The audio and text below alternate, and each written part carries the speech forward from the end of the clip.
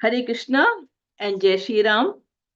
So today is Ramnavmi, and I welcome all of you to this Ramnavmi class today because it is a Ramnavmi festival. I will, instead of continuing with Bhagavad Gita chapter 13, I would talk about some stories of Lord Ram. So before I really go into detail, why is this day special? Yeah. So this day is the appearance day of Sri Ram. Why do we call it as an appearance day, not a birthday? Because Ram, he's the supreme personality of Godhead, and he doesn't take birth. He's always there. He's beyond creation. So he was always there. He will always be there. And only when, whenever he's requested to come, he actually comes to this material world, and that's why he appears. So unlike us, God doesn't take birth, he appears. As has been told in Bhagavad Gita, chapter 4, Krishna says that Janma karma cha me divyam evam yo veti tatvatah tyaktva deham punarjanma neti mameti sorjuna. So Krishna in Bhagavad Gita says to Arjun that my janma, it is my appearance, and my karma, that is my activities, they are divyam. They are divyam means they are divine. They are divine. And someone who veti means understands, someone who understands what the tattva, the actual the tattva of this, that about the appearance and the activities of the appearance of Krishna and Ram and his different avatar, then what will happen? Tyaktva deham, when he or she leaves this body, this material body that we have, when we leave this material body, Punarjanma neti mameti. It means we will not take birth again. Punarjanma neti mameti. So Arjuna, oh Arjun, when they leave this body, they will not take birth again, right? So this is what Krishna says in Bhagavad Gita. And Ram also appeared here. Now the thing is, what is the day?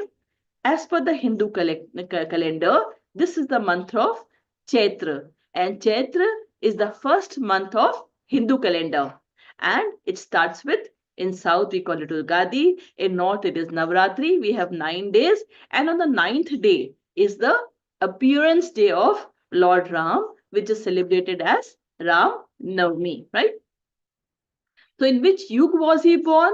We all know that there are four yug: Satyug, Treta Yug, Dwapar Yug, and Kalyug. Now, Kalyug is going on. So he was born in Treta Yug. He was born in Treta Yug.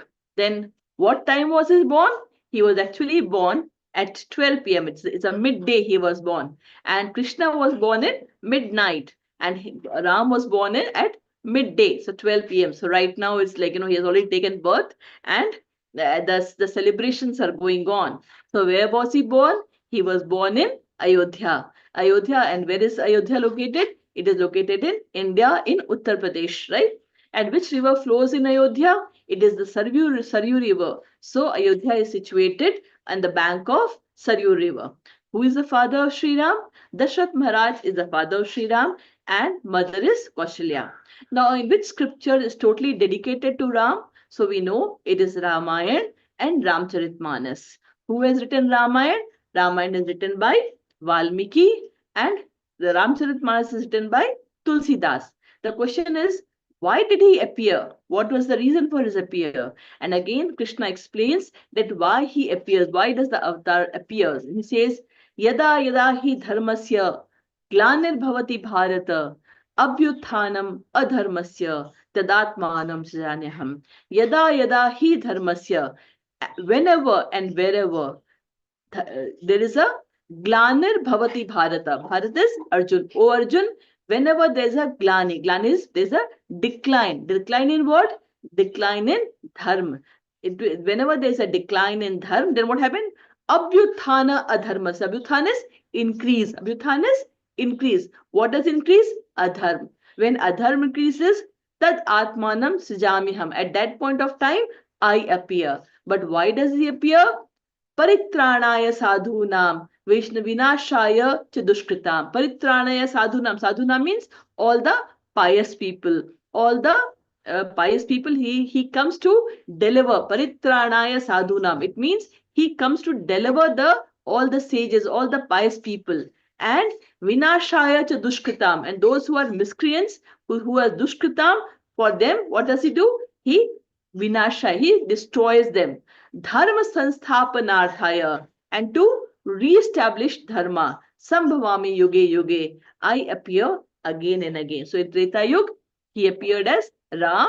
In Dwapar Yuga, he appeared as Krishna. So to deliver the pious and to annihilate the miscreants, as well as to re-establish the principle of dharma, I myself appear millennium after millennium.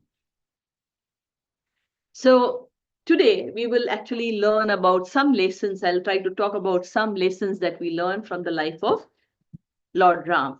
So we all know that Ram was born in Ayodhya to Raja Dashrath. He had three wives.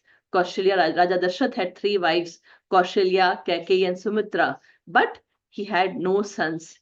And then when he really wanted son, he actually was advised by the family priest, who is Vashisht Rishi. So Vashisht Rishi advised him to call Shringi Rishi and get the Putrashram Yagya done. And when the Yagya was done, then basically he got the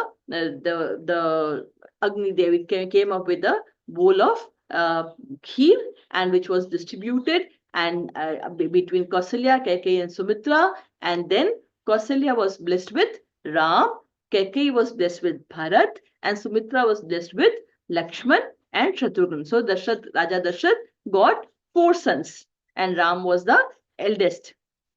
When they were a bit, a few years old, then they were sent to the Gurukul of Guru Vashisht, where they learned all the vidyas.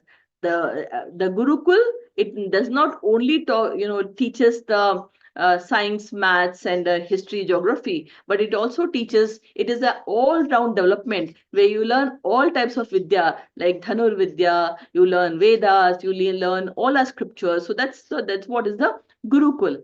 And when they came back from Gurukul, what happened?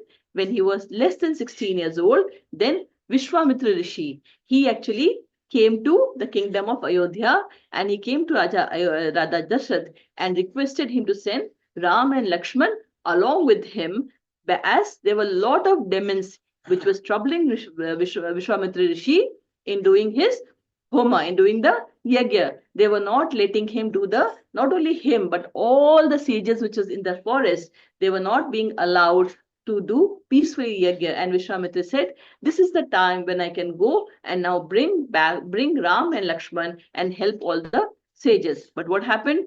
Dashrath was totally baffled. He says, how can you think? They are such young kids. How can they actually face the demon? And they cannot, but then what happened? Raja Vishwamitra insisted, and also Vashisht agreed, and then Ram and Lakshman, they accompanied Vishwamitra to the forest. And when they accompanied Vishwamitra to the forest, what happened? They were so basically there was, they actually ensured, Ram and Lakshman ensured that all the demons that was troubling and actually not letting the yagya happen properly, they were all killed. Yeah. And then finally Vishwamitra, along with Ram and Lakshman, moved towards Mithila. And what was happening in Mithila? In Mithila, there was Raja Janak was there, and he was looking. He had declared a swamvar for Devi Sita. Devi Sita is Janak's daughter, and he had declared a swamvar. And what was the condition of the swamvar? The condition of the swamvar was that there is a dhanush. That dhanush was not ordinary dhanush. It was of Shiva dhanush, and someone who can actually put the pratyancha on the dhanush is actually eligible for marrying Sita. And then what happened? There were so many kings who came and tried, and everything was like, no one could do it. And finally, Vashishta, Raja Janak was extremely disheartened, and he thought probably Sita will never get married. And then what happened? He asked, Vishwamitra asked, Ram to get up and go and help relieve the pain of Raja Janak. And then Ram went, and as soon as he touched the dhanush, as soon as he held the dhanush, Shiva's dhanush, and was trying to put the pratyanja, it actually broke into two. And then finally everything happened, and Sita was declared, so Janak was very, very happy, and Ram and Sita got married. Along with Ram and Sita, all the four brothers of Ram, that is all the three other brothers, that is Lakshman, Shatrugna, and Bharat, everyone got married with the sisters of Sita. And then when all these things happened, they all came back to Ayodhya. Now, as time passed, what happened one day? King Dashrath, he was standing in front of mirror, and he saw that now he has got white hair, and realized that he's actually getting old, and it is time for him to declare Ram as the crown prince of Ayodhya. So what he did, he went to Vashisht Rishi and took his advice, and based on his advice, he called all his ministers and discussed this matter, and everyone was extremely happy to hear that it's now Ram is getting declared as the crown prince of Ayodhya. And once all of this was done, then it was announced to all the ministers, and it was informed to all the the citizens, and the family members were also informed. And at that point of time, what happened? Mantra. Who was Mantra? Mantra is Keke's maid. What happened? She actually ran to Keke and said, "Did you hear what's happening? Did you hear what's happening? It is Ram is being declared as the crown prince of Ayodhya." And Keke, she was extremely happy to hear that. What she did, she was wearing a great, the necklace that she was wearing. She took that out and offered that to Mantra. She gave that to Mantra. Now, as per Ramayana, the Kaikeyi actually loved Ram a lot, and Kaushalya loved Bharat a lot. It's said that she loved Ram more than her own son. But then what happened? Mantra. She started, Mantra means, churning. She started churning what do you call it? She started talking to Keke and started churning the envious in Keke by stating that, do you understand how is this going to impact you?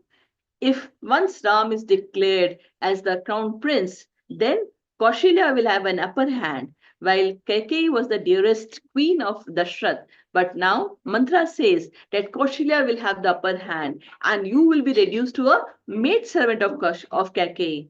Now, listening to all these things, what happened? Kaikeyi's mind, actually, she was like, she believed, so she started believe. Initially, she tried to say, what are you saying? But as and when the way Mantra kept on insisting and explaining to Keke down the line, what happened?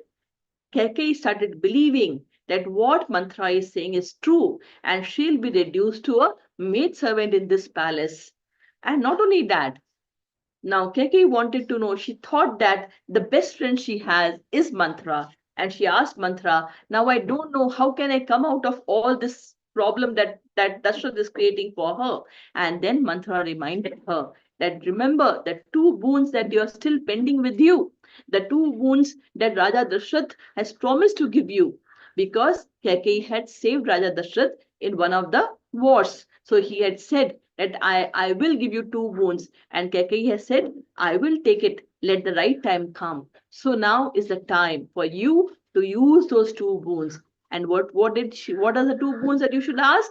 First, Ram should be sent to exile for 14 years. And Bharat should be the crown prince of Ayodhya. He should be the next king, should be made the next king for Ayodhya. Now, listening to all these things, Keke was, getting a solution to her problem. Keke was very happy. And then, as Mantra has asked her, she actually went to the Kop Bhavan, and asked for Dashrath to meet her. And when Dashrath came, he was extremely surprised to see the Keke's condition. So now, this from this story about Keke that we talked about, what do we learn? So Keke, although a good-hearted lady, she was already enjoying the premium place in the palace and the what do you call it, dearest queen of Dashrath, just because of the wrong association of mantra and about the miscommunication or the wrong advice that was given by mantra. What happened? Keke, who was the dearest, became the worst. Now Dashrath almost left her, right? So that's what it is. So it's very, very important for all of us to have the right association. It is extremely important that we realize that the association that we keep is very, very important, because sometimes we can be put into such some perspective which could be wrong. So association in life is extremely important. And also, Keke, the another thing that she did wrong was believing on the information directly given by Mantra. She could have gone and she could have talked to Dashrath and should have got the right hand information discussion with Dashrath and closed it. But then what happened? Because of the perspective of Mantra, instead of challenging her and actually talking to Dashrath, she actually she actually took the wrong path. And we all also do this mistake. Sometimes when we are told something about us, what happens? We actually do believe in it. But it's very, very important, when we hear wrong information being talked about, it is always good to get it cleared by the person with whom it's being talked to. It's good to to hear from the first hand information instead of depending upon what the back talks are happening, right? Now, what happened after this? By now, Ram was well aware. Ram was already informed that he's going to be the Yuvraj. He's going to be the crown prince. And the all the preparation was happening. And Ram was supposed to get coronated the next day. And he was actually getting prepared based on Vashisht. Sita and Ram, they both were actually fasting so that in the morning a yagya could be done and he could be the crown prince. But then what happened? Then the next morning, Ram was sent and was asked by a messenger to come and meet Raja Dashrath in Kaikeyi's palace. Now, when Ram came to Kaikeyi's palace, he was extremely surprised to see Raja Dashrath's condition. Raja Dashrath was almost in a state which could not be. He was almost unconscious. Was in a state that could not be described. His agony was so deep that he was not even able to speak. That was his situation. And at this point of time, Ram tried to console his father. Please tell me, what is this? What is causing you this pain? How actually I can help you? Please speak. But then Kaikeyi said, your father could not speak what he wants to tell you. And then Ram said, my mother, why don't you tell me on behalf of father? And she said that, okay, then she narrated the entire incident and said, I want you to my two boons are that you should go to exile for 14 years, and second thing is, should go to exile for 14 years, and Bharat should be coronated. And Ram was extreme. There was no surprise to him. He was like, he there no reaction. He said, is that all? Is that only thing? Mata, Keke, why did you doubt me? You could have just told me why you had to harass father, and I would have left everything and gone to exile. And he said, now Dashrath listening to that, he could not take it. He said, started pleading to Ram, Ram, please don't do that. I cannot live without you. Please don't do that. Please don't go. I cannot live. You are my, you are now the king today, from today. So why don't you put me in jail? And why don't you take the throne? And then Ram said, Father, is this what you think about me? Hmm? I we have to follow dharma, and I am your son. If you have given a boon, if you have promised a boon, I have to keep those promises that you have made to Keke. So what happened? There was a great reversal in Ram's life. the day he was supposed to get coronated as a king, he was actually asked to go to exile. So what, how did Ram took it? Now, what did Ram do? Ram, listening to that very calmly, very nicely, very smiling, he entered Kaushalya's, he first went to his mother and very peacefully explained to her the situation. Now, Kausalya, listening to that, she almost became unconscious. And when she got into senses, then Ram explained. And Ram and Kausalya got angry with to Dashrath, but Ram started showing the positive positive side of the whole thing. He said, Mata Kaushalya, she wanted to accompany Ram to forest. He said, Mata, how is this possible? Actually, Dashrath has, King Dashrath is not doing it willingly. He has given a promise, he has given a boon, and at this point of time, as a boon, Mata Keki has asked those two, Vardhan from him, and to keep dharma, we have to keep his promise. And imagine, Raja Dashrath already is in so much pain, and as a wife, it is your duty to go and support your husband, take care of him at this point of time, not to leave him and accompany me to forest. And again, as and when whoever heard about it, they started actually cursing Dashrath and Kekeyi. But Ram, he actually explained everyone the positive side of what's happening. And he said, it's so good that, I can see my younger brother getting coronated, and and it gives me an opportunity to go to forest and be with the saints and sages and learn the various wisdom from them. So the lesson that we get from this story, this part of Ram's life is, there is always, I think all of us would have seen reversals in life. What we want we don't get, what we get we don't want. So, and something which we are looking for, and suddenly, we find ourselves in a different situation. So reversals in life is common, it happens. And at that point of time, we should not pity ourselves. We should not say, oh, why me? Why is this happening to me? But we should look at the brighter side of the whole, the brighter side of the of the situation we are in, because we don't know. We don't know the bigger plan. Always remember, the Lord has a master plan. He has a plan for all of us, and whatever plan he has is better than what we can think of. So whatever situation we are going through in our life at this point of time, we may not be able to understand that why it's happening with me, but have complete faith in the Lord.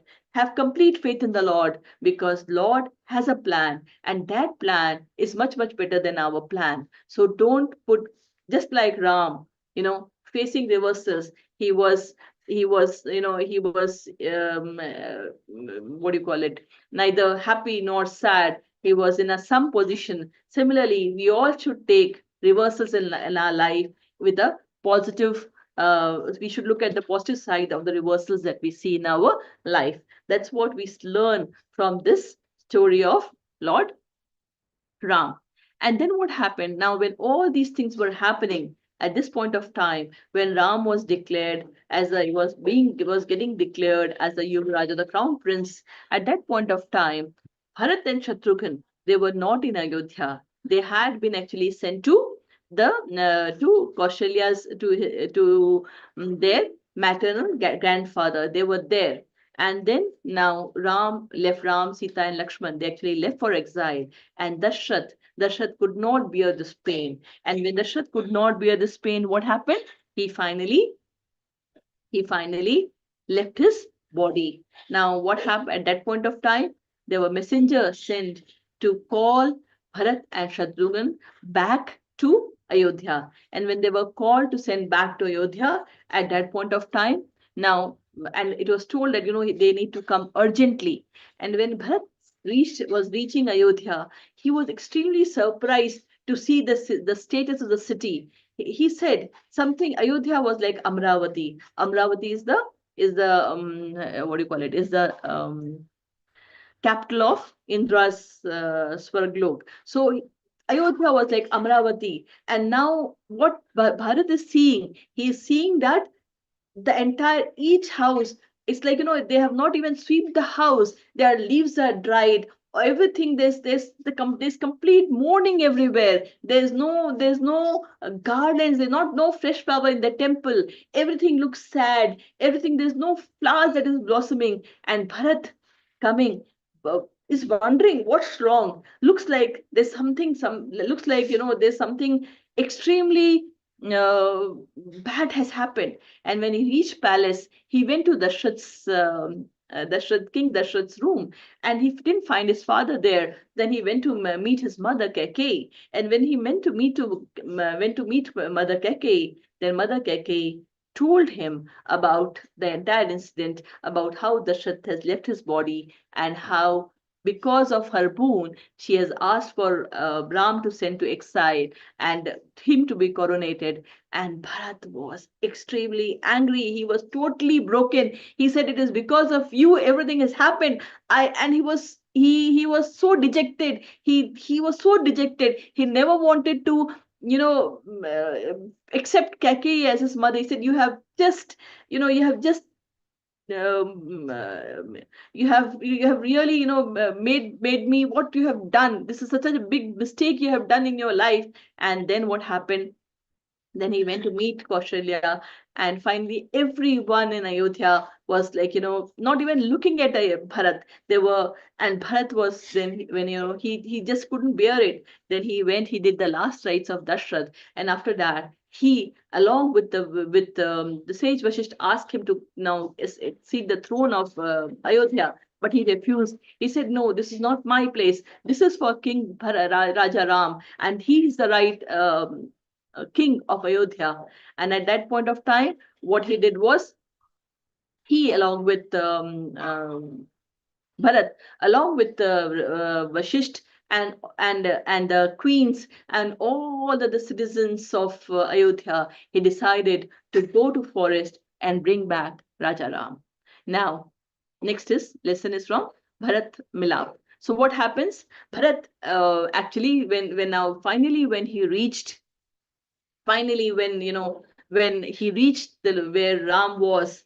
Now Lakshman, he could see, went to the he climbed up to a tree to see that who is coming. And when he saw Bharat, he thought, now Bharat has become the king, and he doesn't want to let us stay here also. So he came and started saying ill about Bharat. And Ram said, no, he cannot be like that. And Ram finally welcomed Bharat. And once he welcomed Bharat, Ram was like, Bharat became unconscious seeing Ram in that status. He had his seeing Ram like that, in his sapphire clothes and matted hair. It had actually broken broken Bharat, and he could not tolerate. He started pleading Ram to come back to Ayodhya and take his throne that belongs to him. But then Ram was adamant. He said, "No, it is a promise. As a son, it is my duty to live to whatever promises I have given. I have to ensure that I fulfill the promise of my father, and I am going to stay in the forest." And Bharat said, "Oh brother, why don't you go back?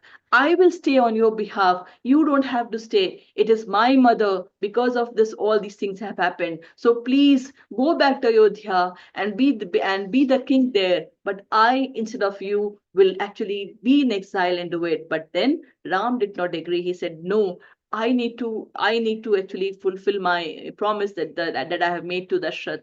And then Bharat got extremely, he said, "Okay, if you're not going, then I'm going to sit and fast until death. I'm going to be here. I'm not going to go back." And then Raja Ram told him, Ram said, "Bharat, it is very, very easy to die and give up.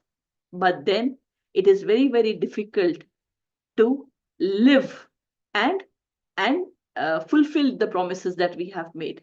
So it is from my side, if you genuinely love me, then please go back to Ayodhya and take care of the citizens." And in that case, what Bharat did, he took out the wooden sandals and gave it to Ram and asked him to wear that. And he took those footwear, wooden footwear, and said, he started now. Then he agreed with Ram and said, I will not even wait after 14 years. You have to come back. And Ram promised he'll be there as soon as the 14 years is over, back to Ayodhya.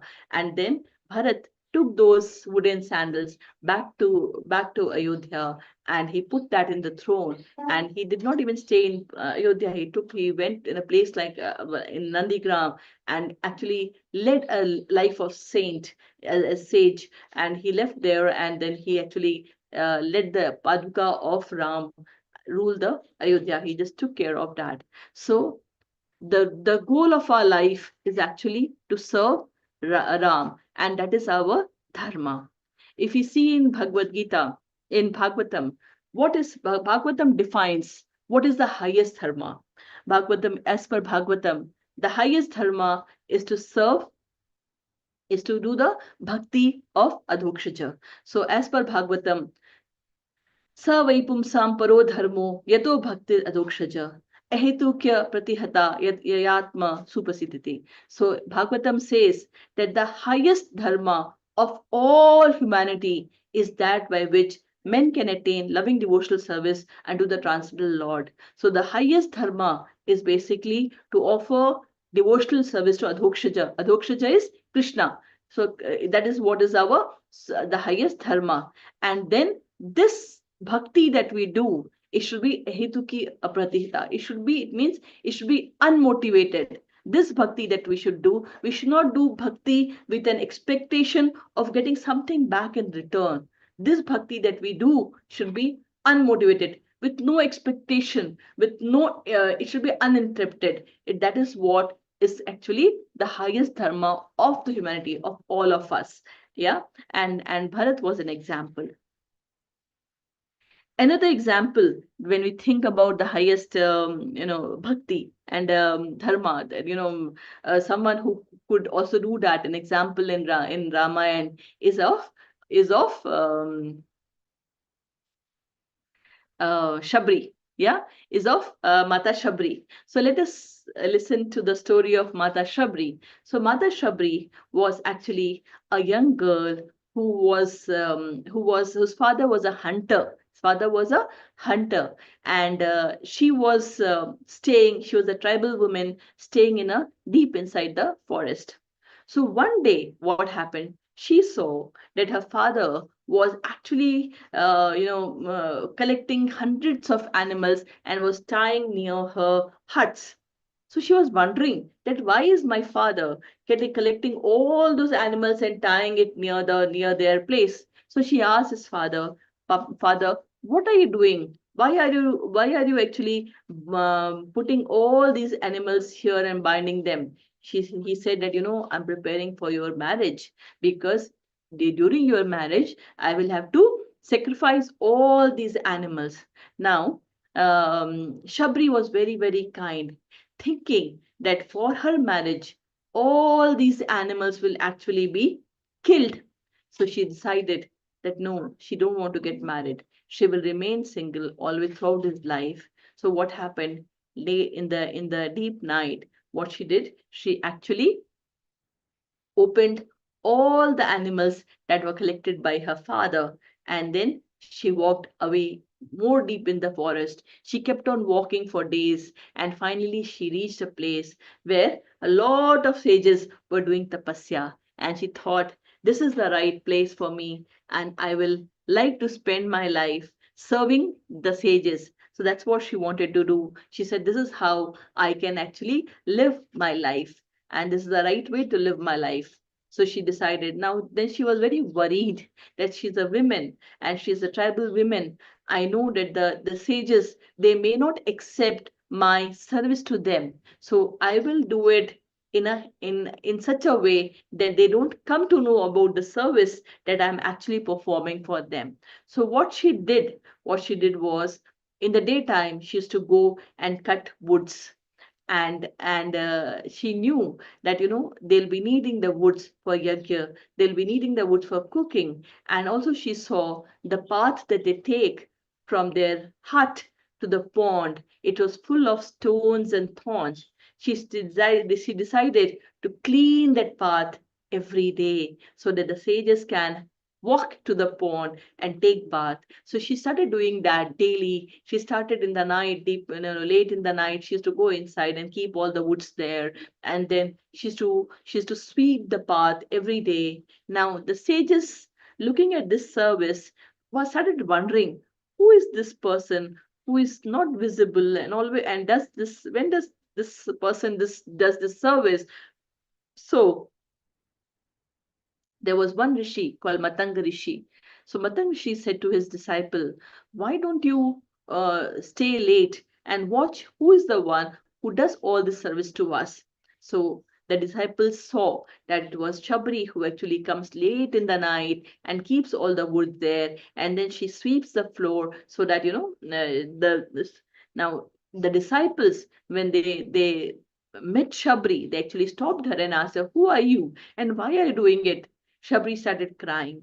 She got scared that now she has been found out. They have come to know that it is she who is doing the service. So she just wanted to, she thought that the service she's doing now for the sages will get stopped. And she started crying. And then Matang Rishi was brought. He talked to Shabri. He could see the pure heart of the Shabri. He could see that she is performing such a nice service to the Lord. He decided, he said, okay, fine, Shabri, you can stay in the ashram and help us out. So he made Shabri his disciple and allowed Shabri to stay in the ashram and continue the service that she had been doing.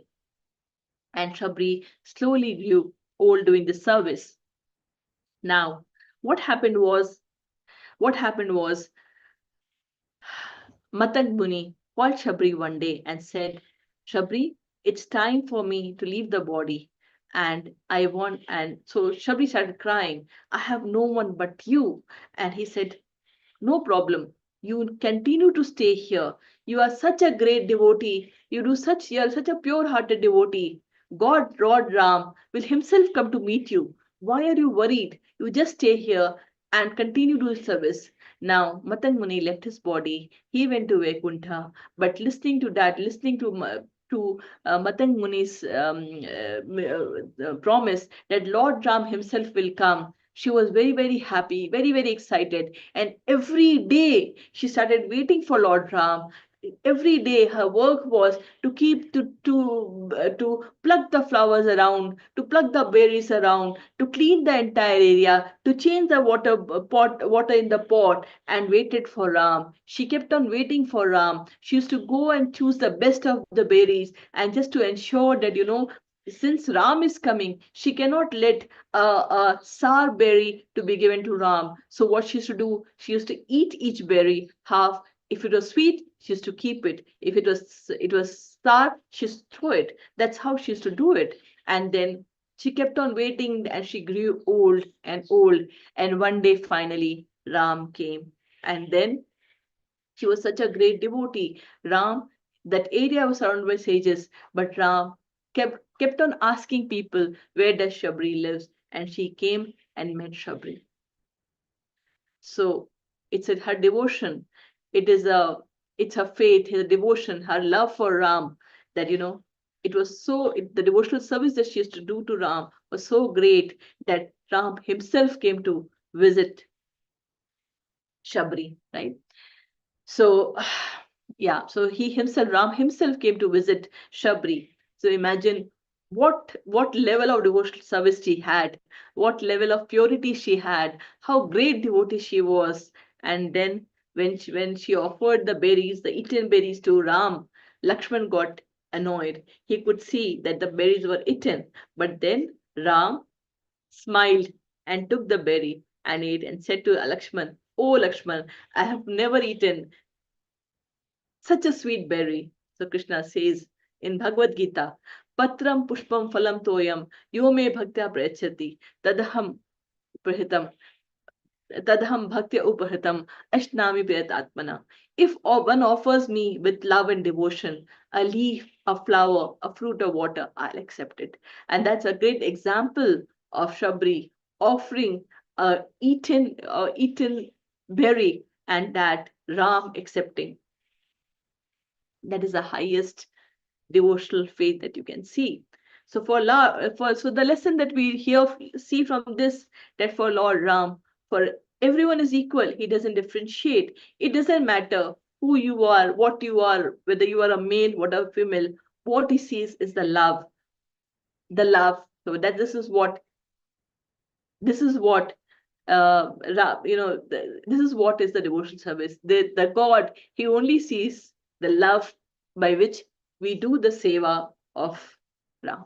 So it is how much devotion, how much faith, and how much love we have, and with what we serve him is finally that matters, is what we can learn from the from story of Shabri. Yeah.